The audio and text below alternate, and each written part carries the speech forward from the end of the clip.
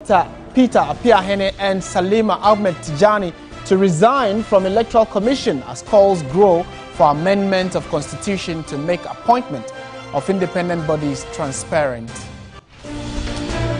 Even as school feeding caterers in Ashanti region embark on strike over arrears, colleagues in Savannah and Northern region also served notice of striking by the end of April. Details of that in a jiffy. And later on the international front, Peter Obi, who came third in the just ended national elections in Nigeria, says he is currently being asked to leave the country.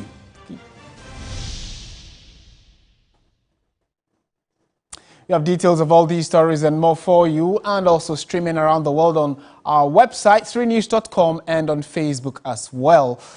We're starting from issues regarding Constitution, and the civil society groups are rallying one another to push for an amendment of the Constitution to make appointment of persons onto sensitive state agencies and commissions transparent and free of partisanship. It comes on the heels of a call by Coalition of Election Observers CODEO, Star Ghana, and the Civic Forum Initiative for the resignation of two newly sworn-in members of the Electoral Commission, Dr. Apiahene and Salima Ahmed Tijani. Judith Awachitando has been gauging reactions to the call from multiple sources. The appointment of the three new members of the Electoral Commission did not go without public backlash over claims of they being too politically exposed. The Coalition of Domestic Election Observers, CODEO, has recently added its voice, saying that nothing stops the newly appointed commissioners from resigning. We are painfully aware that voluntary and constitutionally grounded revocation of these unfortunate and democratically problematic EC appointments by the President is extremely unlikely. However, nothing stops the affected appointees, namely Dr. Peter Apiahene and Hajia Salima Ahmed Tijani, from voluntarily and honorably resigning from membership of the EC.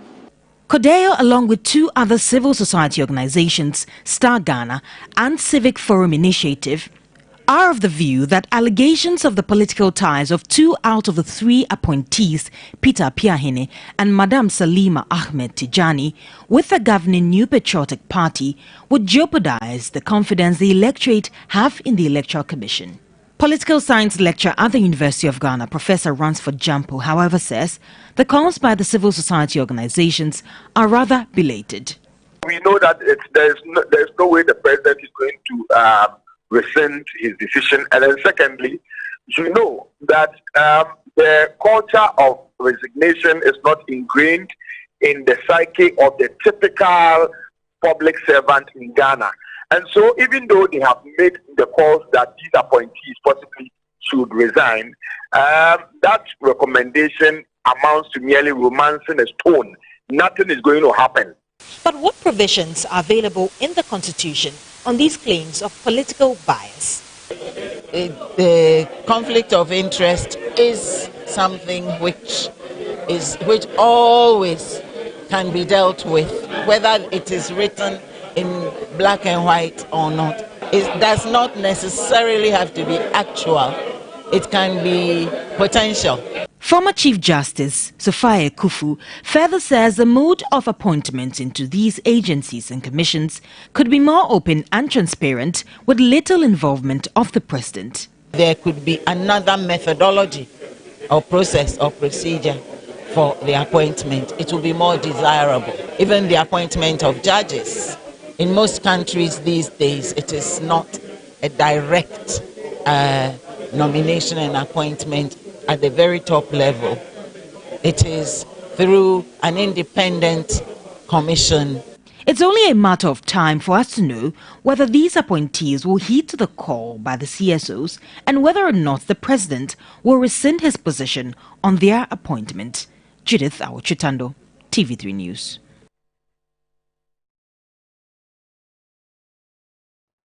We are staying on this subject matter. This time around, we are going specifically to the Bono region because that's where we are told Dr. Peter Apiahene hails from. And the other interesting twist to this conversation is that the Bono Regional National Democratic Congress party is saying that they have described the appointment of Dr. Apiahene as a blow to the country's fledgling democracy because of his known affiliation with the governing New Patriotic Party. Charles Okuo Tufo, the Bono NDC Regional Communications Officer, addressed a presser in Sunyani about the same issue. Apiahene was not an ordinary MPP person, but an active communication team member, a patron of the NPP wing at the University of Energy and Natural Resources, and the regional IT director for the NPP in the Bono region. The Regional Communication Office, on behalf of the NDC, will appeal to the Council of State to consider their earlier advice on the appointment of Dr. Peter Apiahene as the Electoral Commissioner regarding the advisory rule under the Article 70, Clause 2 of the 1992 Constitution to revoke the appointment of Dr. Peter Apiahene. All right, so let's interrogate this subject a while longer and find out what the leadership of the NPP thinks about all these calls, especially from civil society organizations and some state individuals. Richard Ahiagba is the Director of Communications of the New Patriotic Party. He's joined us via Zoom for a quick chat on this. Mr. Ahiagba, good afternoon. Thank you for joining us on TV3. Thank you, my brother. What are your initial thoughts on these calls, probably certainly numerous calls asking that these two individuals who've been appointed by the president should honorably resign because of their affiliation to the NPP? First of all, are they people known to the party? Well, thank you very much. I don't have any evidence to answer your question in the affirmative. The appointments that you are referring to are constitutional appointments. The president would have done that in consultation with the Council of State. So there is a rigorous process of assessing the capacity of these individuals and their qualification to be in that office. I tend to believe that we should focus on the job that they are going to do, and also on the desire as a country to build for ourselves a robust electoral system. What we have is robust. Our system is on its own very independent. I don't see anybody, even if it's myself, the Director of Communication, being the commissioner, I don't see, given the standards we have set for ourselves, being able to skew the process in ways that disadvantages the NDC and benefits the NPP. So I think that we should focus. I think Kodio is a very critical partner in the evolution of our electoral democracy. And so when they speak, we take it serious. But on this call, I don't think that resignation is a thing to want to push, because the individuals who are going there are going to work with a system that is entrenched already, a system that we can all work to perfect going forward into the 2024 But Mr. Ahiagba, I think the concern that many are raising is the fact that for that kind of, for how critical the state institution is, the neutrality that it should have is being questioned if these two individuals work there because of their affiliation to one party, which is also an interested party in the Electoral Commission's job. We need to have a neutral arbiter, especially going into 2024. So, but these concerns are legitimate, wouldn't you agree? Well, I mean, I don't know the legitimacy of it or not, but the point is that, is there any human being in Ghana that you put there that is truly neutral? Neutral to what extent? That they don't vote? And if they vote, they don't vote for a particular political party? So that question really is redundant in a sense that you're trying to say that we need an angel that is not a Ghanaian. The point rather we should focus on is that, are we looking for our system to be strengthened? If there are gaps that we see, let's look at that. But you see, if you're calling for resignation and things like that, then people will have reason to go back in history and give you record of instances where individuals who are card-bearing members of the NDC were appointed to Electoral Commission steering committees to manage the 2016 elections. But those are not things like who? Are you able to give us an example, a name, you think? Yeah, well, there's one. You remember the election steering committee that Madame Charlotte Osei created in 2016 to manage the elections. There are individuals on there that were widely criticized as known NDC people who have tried. Which individuals, Mr. Ihagba? Are you able to give names? I can give you names. You know, Dr. Karl Mark Ahin. This is an individual who is a card-bearing member of the NDC, Dr. Karl Mark Ahin. There's an individual called Francis Zuma in Bulsa, I think the Bulsa North constituency, who actually had tried variously to run for constituency offices. This is a story you should be aware of. But the point we want to make is not necessarily about individual people's affiliation. Right? I can give you the story if you want to reference it. This is back in 2016. And so the point we need to do, we need to focus on as a country is that going forward, what are we seeking to do?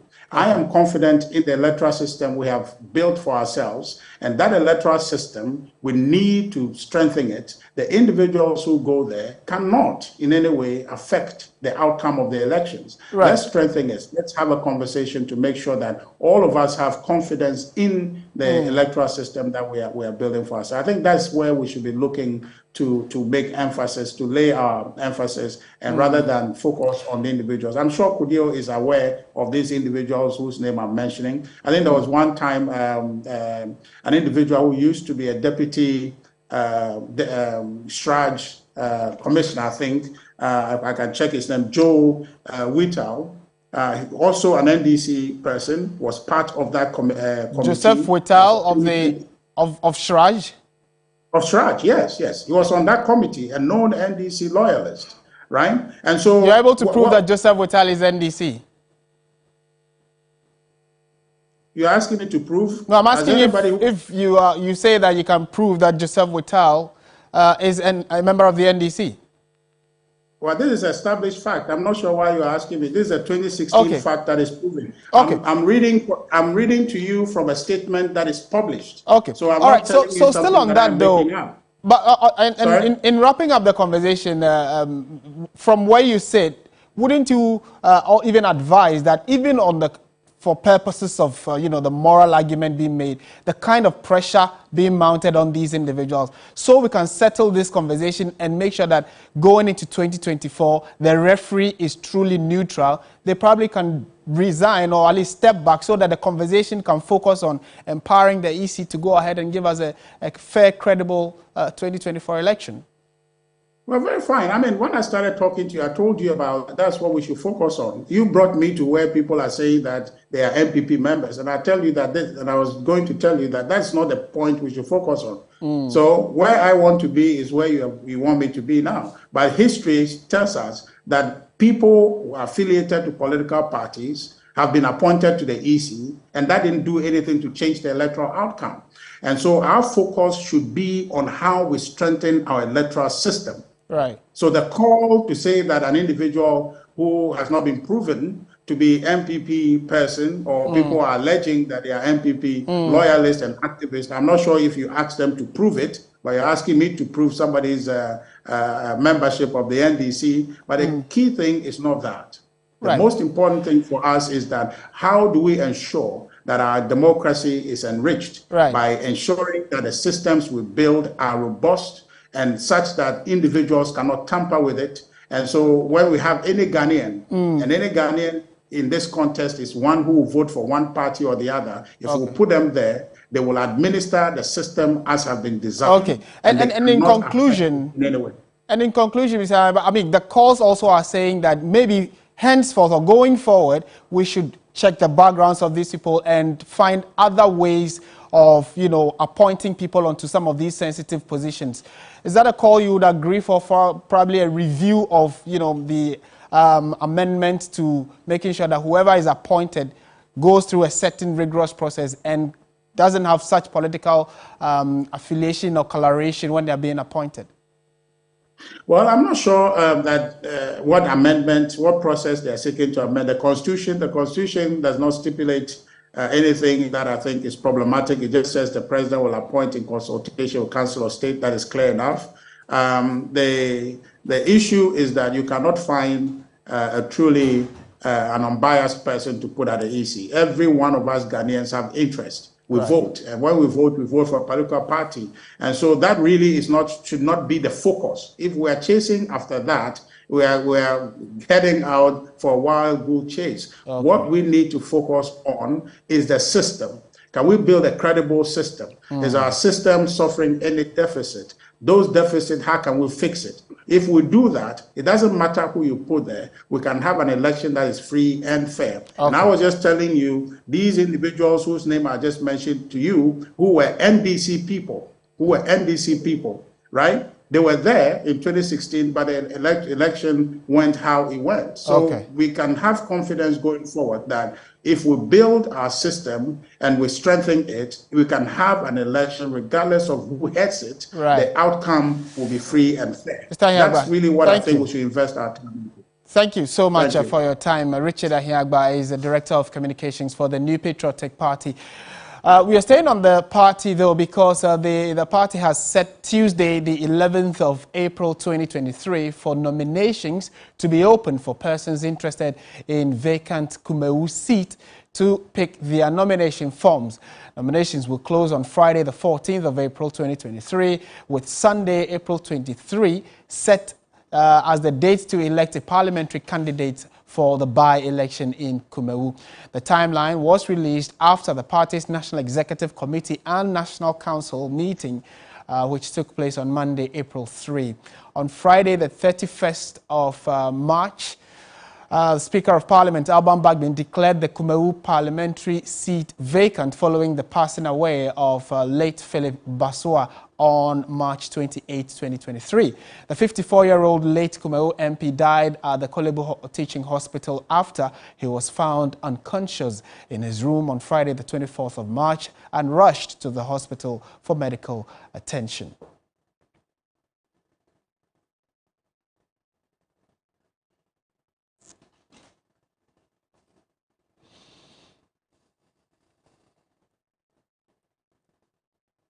All right, so we as your Election Command Center will keep an eye on all those political developments and keep you posted subsequently when they do become available. Let's go to one of our big stories we are looking at for you. The Driver and Vehicle Licensing Authority, that's the DVLA, has directed all ride-hailing and digital transport operators to halt the collection of the new digital transport fee.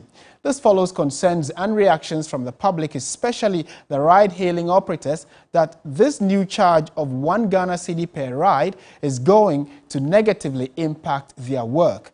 The Ghana Online Drivers Union of TUC on Wednesday issued a statement asking the DVLA to suspend the implementation of the fee until further consultations are held.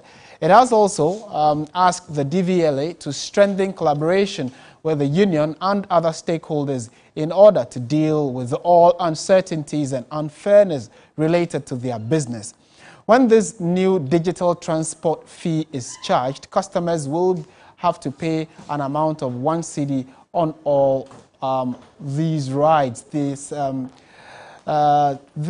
per trip fee is subject to review periodically based on the DVLA's review on the market and other partners.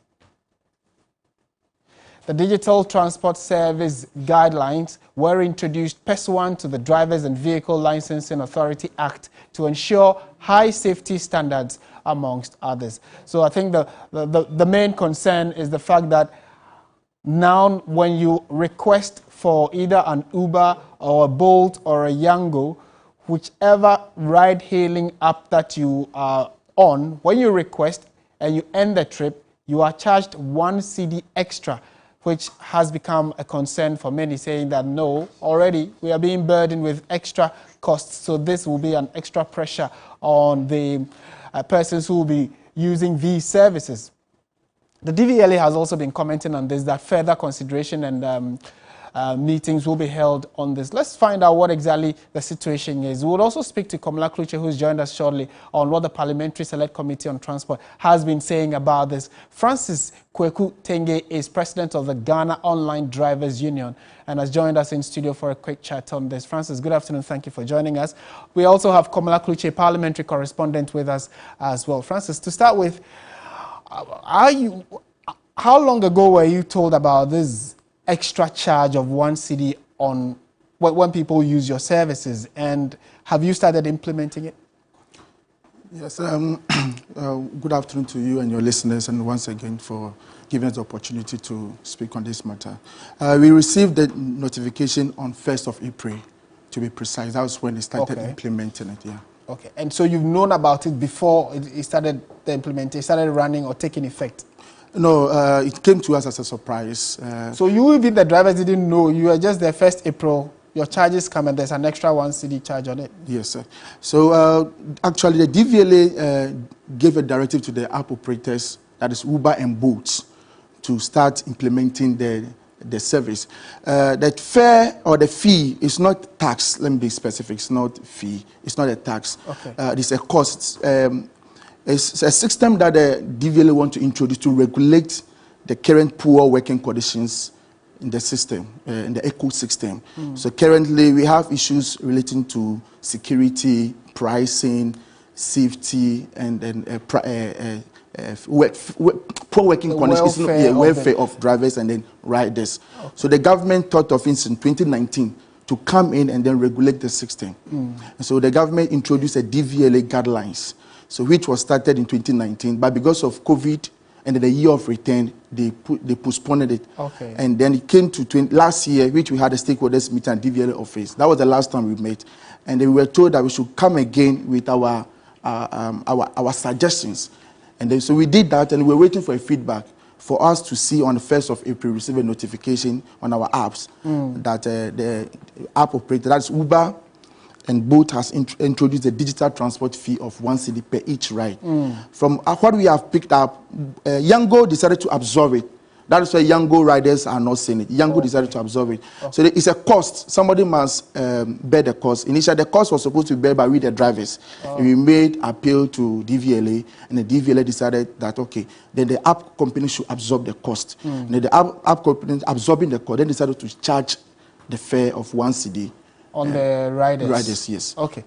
What have your customers said about this?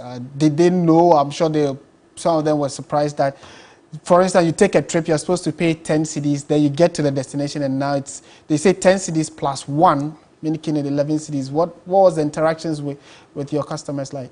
Yes, to be honest with us, we are not the only stakeholders. We have the government, app operators. They provide the system where the applications that we drive on, the riders, the fleet owners, the car owners, and we, the drivers as well. So the system that the government is introducing, the guidelines, is a standard. Now, if you go to US, there's a standard that operates. But Ghana here, we have left it. I remember in 2016 when Uber started operating, all cars were fully air-conditioned. All cars were comprehensive insured. Drivers were not over-speeding. But as we speak now, it is not so. If you go to Teshi, if you are a driver and you should drive to Teshi, the chances that you will lose your phone is 99%. They've had instances of our cars, our phones being snatched from us. This is true. You can call the Teshi Divisional Police Command. He's aware of all that. But nothing is being done. But the system that the DVLA wants to introduce will help give some safety and welfare for. All right. Let's bring in Komla Kluche. So, I mean, clearly we know that when some of these kinds of charges are to be implemented, it should come to Parliament for some level of consultation. Do we know whether Parliament is aware of this, the Select Committee on Transport? Absolutely not. I mean, in the consideration of the fees and charges for 2022, there has not been anything in that regard. I've been checking what the fees and the charges are. For instance, on the transport sector, item 121 and then 122. 121 talks about Road Fund Act 1997 Act 536, which is on the Road Fund Secretariat. Then 122 talks about Road Traffic Act 2004, that's Act 683, that's on the National Road Safety Authority and then the Driver and Vehicle Licensing Authority. There's been absolutely nothing regarding this charge on this fee that is being imposed, and any fee that has to be imposed has to come to Parliament first. That has not been done. In fact, I have spoken to the chairman of the Road and then the Transport Committee, Kennedy Osenyako, who tells me one the words he used was that he himself had seen this on a platform that they belong to for the very first time this morning, and that the charge being introduced by the DVL is arbitrary. He does not recollect when this ever came to the committee. He will confer with the Minister of Transport on this matter, but as far as this is concerned, it cannot be implemented because Parliament has absolutely no notice of this. Let's wrap up. I know that you've also been trying to check from the DVLA what information they have on this. We are told that they are asking for a suspension of its implementation. Is that the case? Yeah. If you look at the statement that the DVLA has issued, they said that the authority will hold consultations with the Ministry of Transport and other stakeholders in the industry to ensure that any introduction are done with the stakeholder input. My worry is, why would the DVLA now be conferring with the Transport Ministry when you have already started the implementation of this? And two, a major stakeholder in this is the Committee on Roads and Transport. Yes, and they have absolutely no knowledge of this. This is why the committee is actually very angry about this. In fact, the tone of the chairman himself, not even a ranking member, but the chairman is that this cannot be implemented. Okay. Komla, thank you very much, and thank you as well. Certainly, it's a conversation that has just started. Hopefully, in the coming days, we'll be able to get some clarity on this. Do stay with us. We'll be keeping tabs on how it plays out, and then you can also be part of the conversation. Thank you very much, gentlemen. You're still watching Midday Live on TV3. We're going to the Ashanti region. Big news coming from the Ashanti region having to do with the caterers who decided not to work as of yesterday. So Ashanti region caterers under the National School Feeding Program have withdrawn their services over unpaid arrears. The caterers are also demanding an increase in the feeding grant from 97 pesos to 3 cedis per child. Meanwhile, in the Savannah and Northern regions, school feeding caterers are saying they will be compelled to lay down their tools by the end of April should government fail to pay their arrears. The caterers are yet to be paid their first and third term arrears, which are owed them. Let's engage the thoughts of our Savannah regional correspondent, Christopher Amwako, who has been finding out what exactly the situation is in the region for us. Chris, good afternoon. Thank you for joining us. We know that schools have just resumed. From your checks, do we know whether these caterers are at post and whether they've cooked for the children? Yes, so Martin, as of now, I can confirm that no school in these regions, that is the Northern and Savannah regions, no caterer has been supposed to start cooking, because my checks reveal that they say that it's still early days yet, because schools have just resumed on Monday and they are yet to mobilize and get to the schools to start cooking. But one thing that they have been saying has to do with the arrears that is owed them for the first term and the third term, which are yet to be paid. They have raised series of concerns, even indicating that they will be left with no option than to join their colleagues in the Ashanti region to also lay down their tools until government pays them their monies. And so, for the first day of resumption of school, what are the children doing? And are they going to be asked to go home because of non-availability of these caterers around?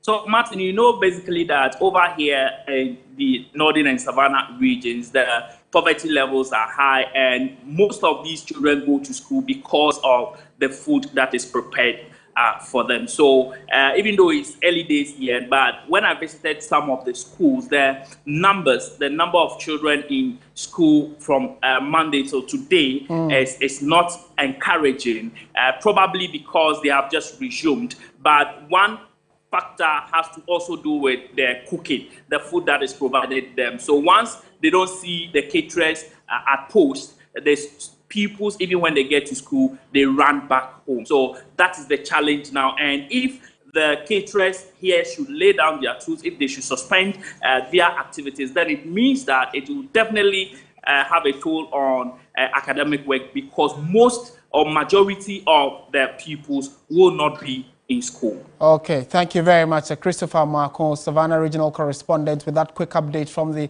region about the caterers who we are told, I mean, from the hindsight and what happened in the Ashanti region, it looks as though this is likely to be of national concern. Let's speak to Siba Alpha, who is the Public Relations Officer of the program. Siba, good afternoon. Thank you for joining us. Hello, Siba, can you hear me? Well, we're trying to pick the thoughts of Siba Alpha, who is the PRO of the school feeding program, especially on the concern of whether or not these concerns have come to their attention, and with reports coming from the northern and Savannah region that they are likely to follow up on what the Ashanti regional caterers are doing, which is to go on a strike and not cook for these children. What is the national office doing regarding resolving this particular situation? When we do get him on the line, we'll put a few of these questions to him. But you are also watching. You could be a parent, a guardian, or you know someone who is in school. What are your thoughts on the concern of these caterers who say they have not been paid for 3 terms, or at least 2 terms, and they're also being chased by their debtors? We'll try and get answers to you on that. I'm told that we have a better connection to Siba, hopefully. Siba Alpha, good afternoon. Thank you for joining us. Right. Thank you for having me. Great. Thank you for your time. What's the office's position on the development in the Ashanti region? The caterers there are currently on strike. We are picking signals that northern Savannah region caterers might join them soon. What's the national office's position on these developments? Good afternoon, again, thank you. Yes, we are aware of the situation, and ever since the situation came to our notice, we have been trying to engage and have a conversation with all our relevant stakeholders, see how best we can bring the situation to a to a reasonable resolution. And so that's what we have been doing, and I must say that we are hopeful that we'll be able to resolve these things amicably. And so we are using some of these platforms to urge and plead with the all caterers, not only those in our region, to go and work whilst we pursue and then try to resolve the issue. So we are on it.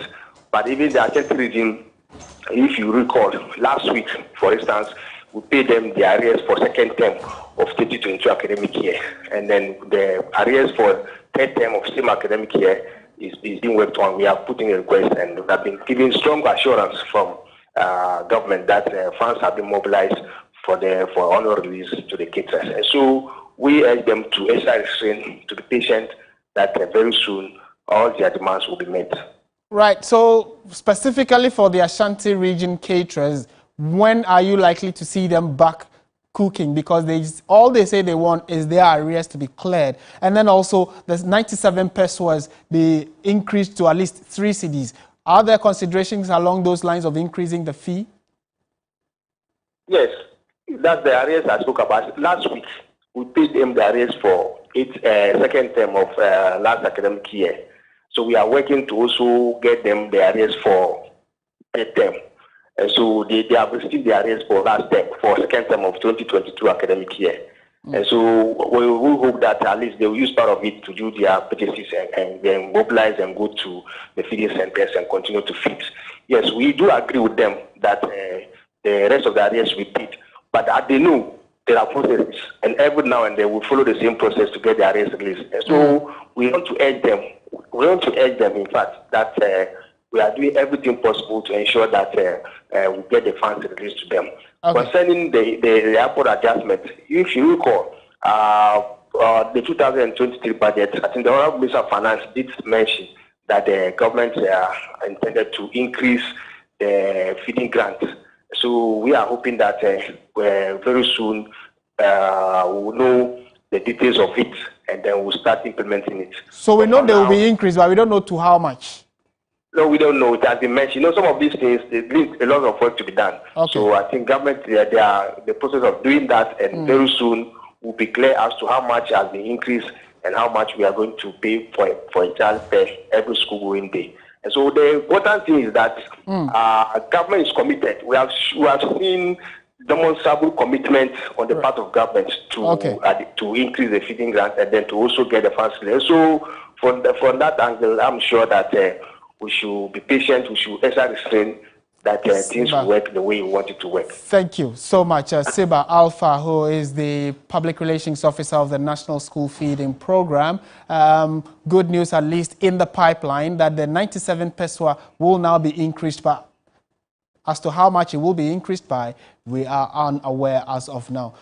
We'll keep an eye on this, certainly, again, and then when they do give that specific amount, we'll also let you know about it. This is still Midday Live on TV3. Stay with us. Business is up next with Menu Afo.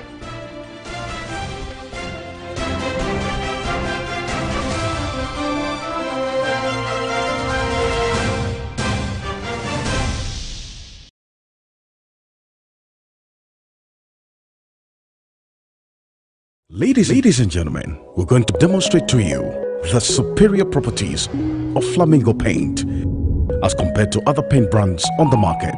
We take equal quantities of Flamingo paint and this ordinary paint. We then dilute them with water. And now, let the test begin. The gentleman on the left is going to apply the ordinary paint, and the gentleman on my right will use the Flamingo superior paint.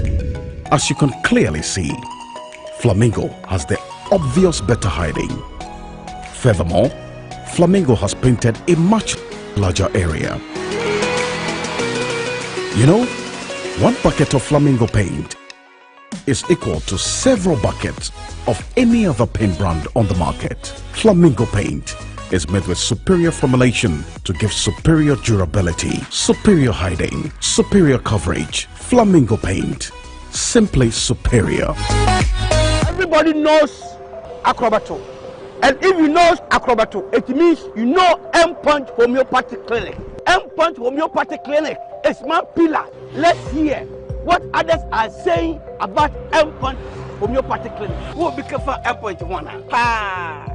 Chesena mi ankasa me period no say problems wom ntina ma wo ho idea ma me papa chesena nya asem ketewa na me coin point no mo hwe me mogam no mo hwe bibia na so mo medu a me fae no ene ma won kra me enu foforo kwa na me kwan mu a eba head everything yourself me ma me no adwodwo eda ho a wontumi nante ene ne ko end point o mama nura ene ne ho idea watimi asori anante. That's end point for you. Of Acrobato. Hello. Hey, ohwehwe what che. Okay. A free bra wo di end point wa dance. Am me call you no. Me Johnson sema na enkoyie e person na ma yemre nyina na magina sabema na me no be fie for there e ho na nyina jaresa. You heard everything. I have secret. M-Punch is my secret. M-Punch Homeopathy Clinic. I'm free.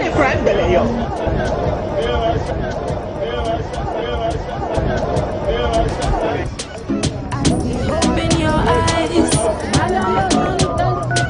People fall and they rise. Make you no worry about the things you know we change, the things you know we do today, you go do them tomorrow. Wow, this girl's got talent. You too can change your world, and it's affordable with Airtel Tigo data bundles. Bring your dreams to life with the best data bundles only on Airtel Tigo. Dial *111# now. Airtel Tigo, life is simple. It's happening live!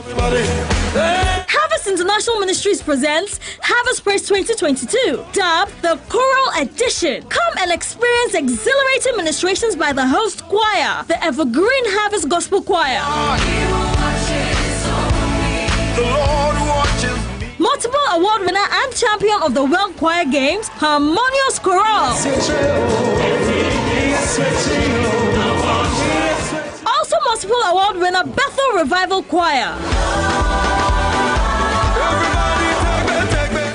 Harvest Praise 2022 will specially feature Reverend Pajo Markwe and Pastor Edwin Datson. Don't miss yet another life-transforming, spirit-filled and captivating performance by the Harvest Theatre. It's happening live and in person on Good Friday, 15th April 2022 at the Fantasy Dome Trade Fair, La Accra, 4 p.m. prompt. Buy your tickets now. Single, 60 Ghana cedis. Double, 110 Ghana cedis. Triple, 160 Ghana cedis. And VIP, 100 Ghana cedis. Dial short code *725*1155#. Tickets also available at Airport Shell, Bachana Total, Sunny FM, and all Harvest Chapel branches. And note, all COVID protocols shall strictly be observed. Get your praise on! Everybody, clap your hands together.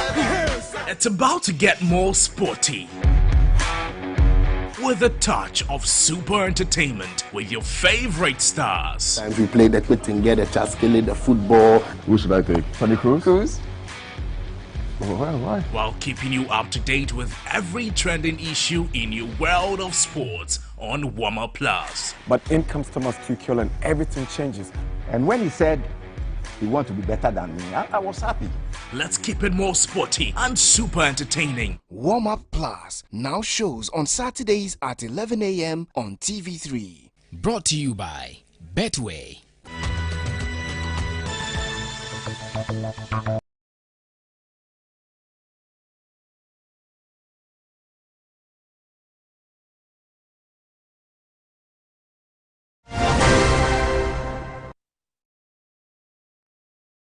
Live on TV3, time now for business. Menu Afol is with us in studio. Menu, good afternoon. Thank you for joining us. Good afternoon, Martin. Okay, so are we still going back to the business summit, or we're done with that? We still have a few excerpts from it. You know, we have to continue.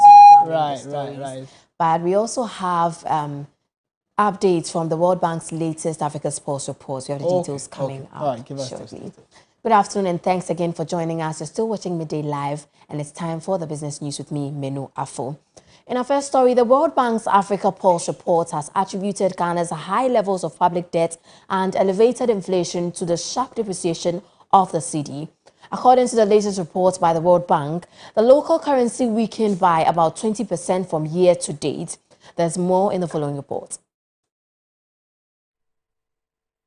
The Ghana cedi has weakened an additional 20% so far in 2023, after being named the worst performing currency in the sub-Saharan region in 2022 when it depreciated by 40%. This is according to World Bank's latest Africa's Pulse report.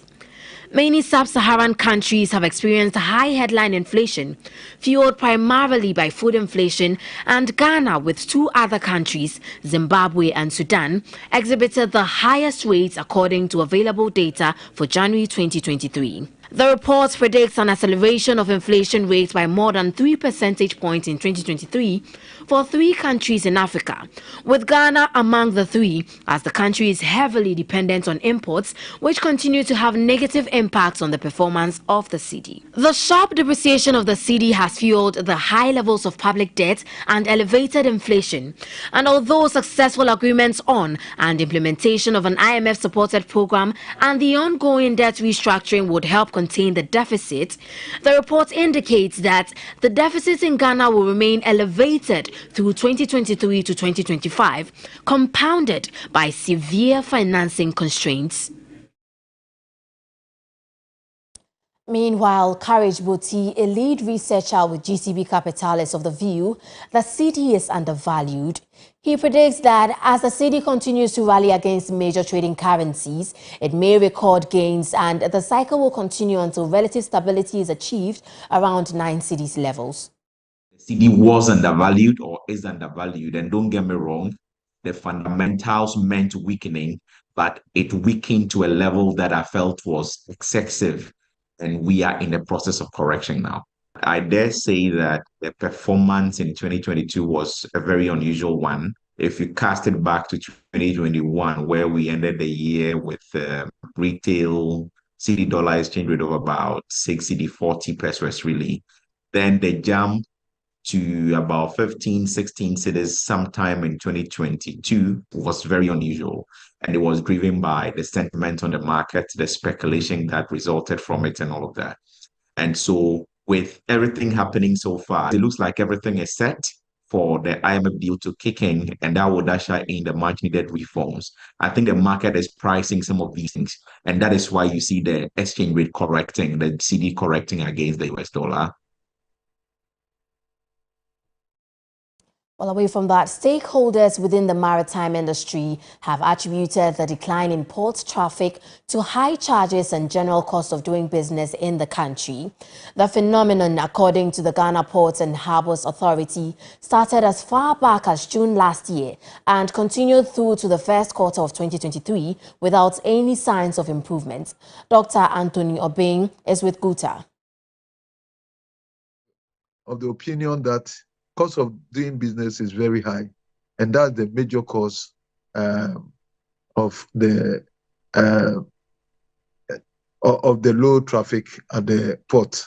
Then we also told them that they should recognize the fact that they are not in competition with themselves; they are in competition with other ports, and that once your cost of doing business is extremely high, you are not attracted for business. We also recognize that because of taxes and other costs of doing business, even outside the port, have made it very difficult nowadays.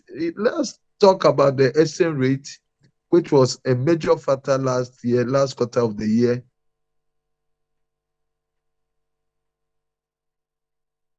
We'll wrap up the business segment here. You're still watching Midday Live. I am Menu Afo. Stay with us for short sports after the break.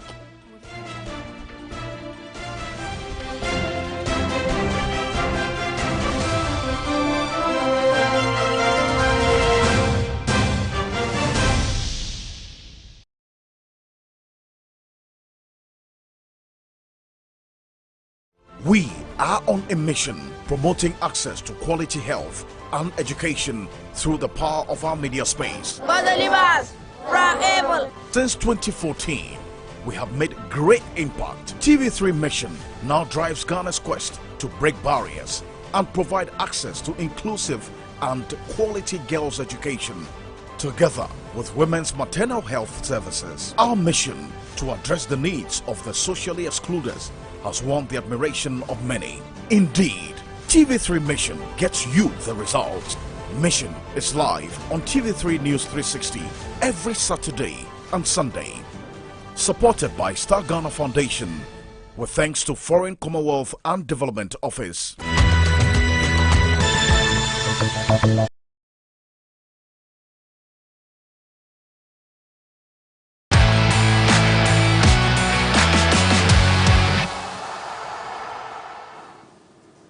Good afternoon. It's time for sports here on Midday Live. My name is Kelvin Owusu-Ansah, and Chelsea have officially appointed Frank Lampard as caretaker manager until the end of the season.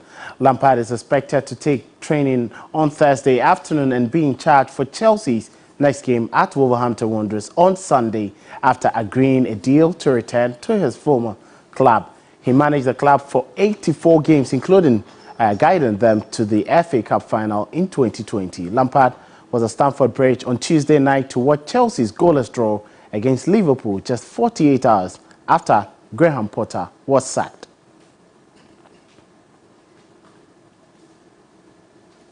So my colleague Ore Kwampofu joins me here to understand this decision just few months after Frank Lampard exited Chelsea. He's back in there. What is the Belly-led group trying to achieve with this appointment?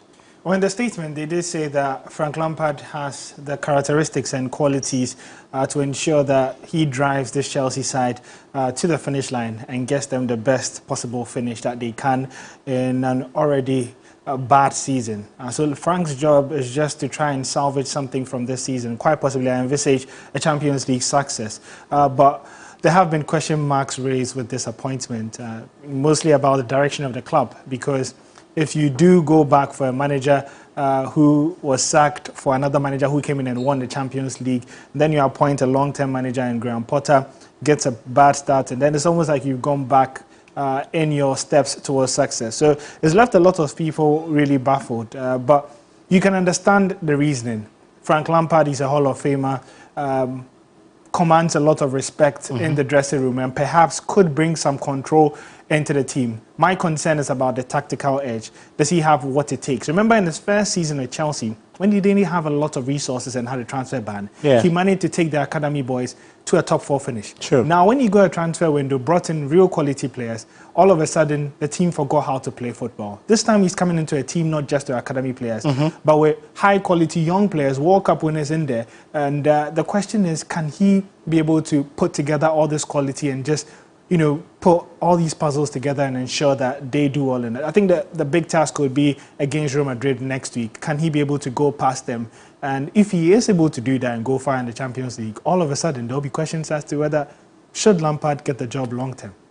Well, thank you so much, Ore Kwampofo. And playing against Real Madrid, yes, to beat them, that is a mystery only Lampard can unravel. Now, coming back to Ghana, and the Black Stars have slipped down 1 spot in the March 2023 FIFA rankings, despite beating opponent Angola and recording a draw. The Black Stars had previously held the 59th position in the global rankings following their participation in the 2022 FIFA World Cup campaign. However, following their games against Angola in the 2023 Africa Cup of Nations qualifiers, Chris Hughton's team has dropped to 60th in the world.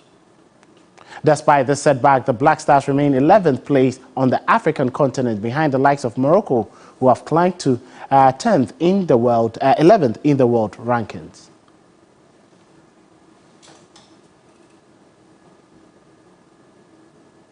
Well, there will be more updates on Frank Lampard at Chelsea and other stories later in our subsequent bulletins. My name is Kelvin Oswald, Entertainment News with Noella up next.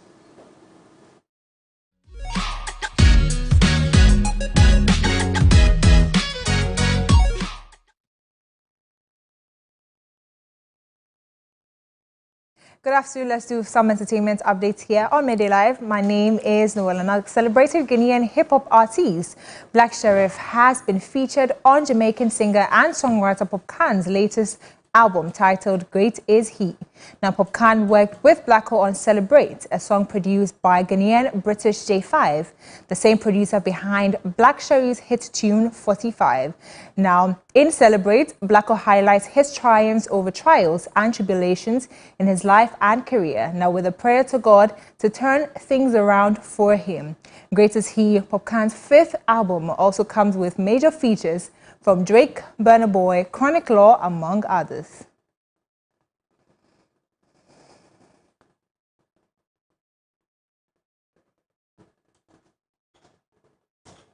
Now to some more stories. Fast rising Afrobeat Afrofusion artist Nieshan has said his nomination for the VGME Unsung category urges him to work harder to attain higher heights. Now, the Waveyard Entertainment Act is positive that he will win the Unsung category. Nieshan has also been walking us through his musical journey.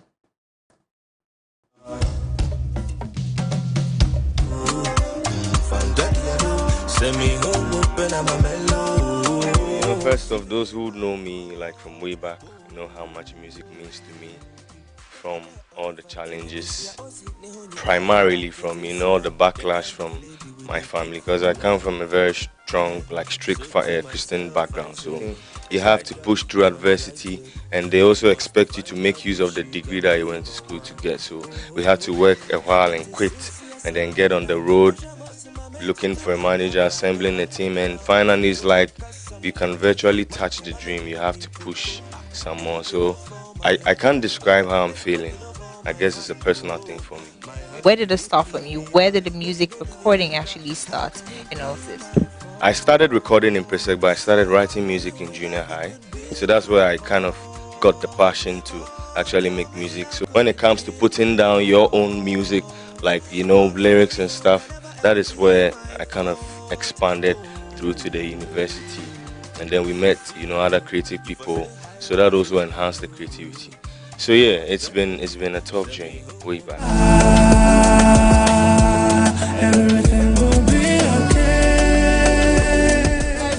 about, you know, the nomination that you have had. It's a big one. What does it mean to you?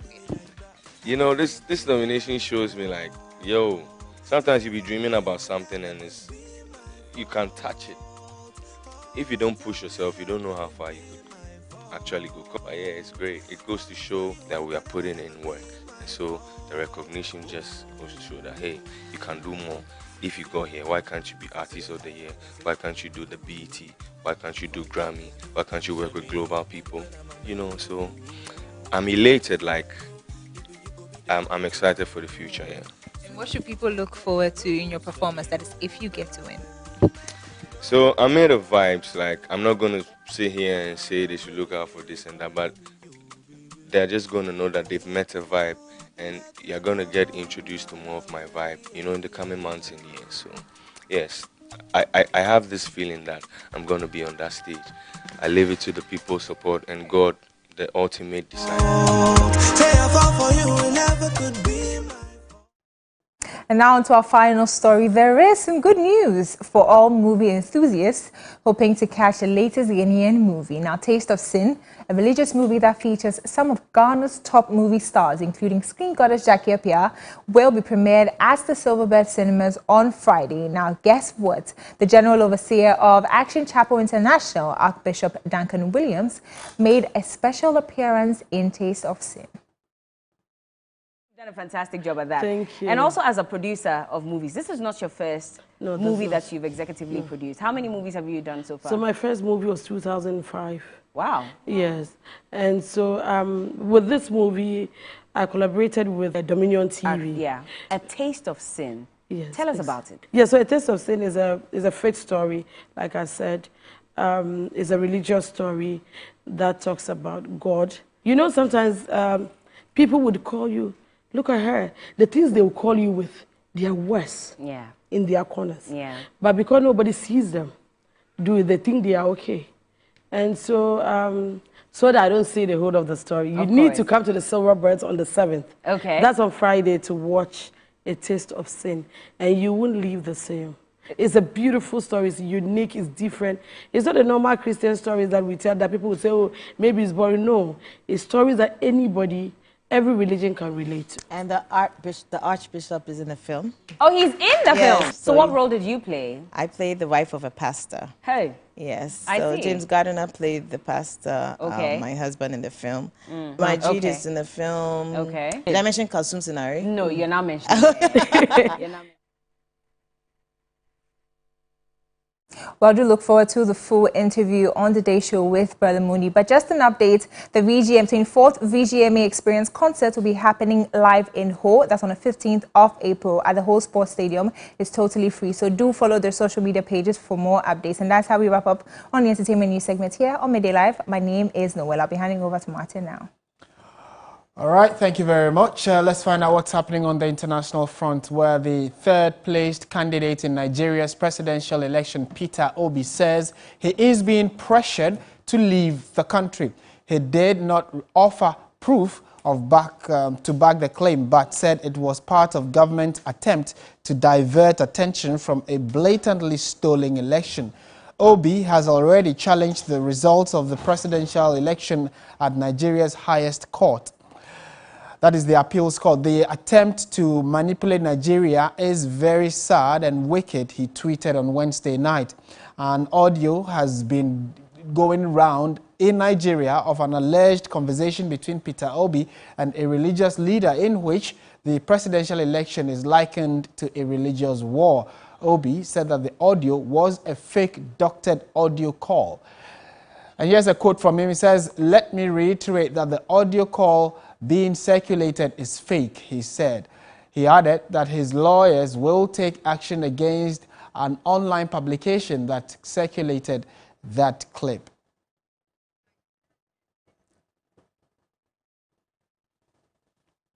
And that's how we bring the bulletin to a close. Thank you very much for watching. Our website, 3news.com, has several stories for you and updates of the ones we brought to you this afternoon. My name is Martin Esiedudati. Enjoy the holidays, which is tomorrow and Monday. And as always, stay positive. Bye for now.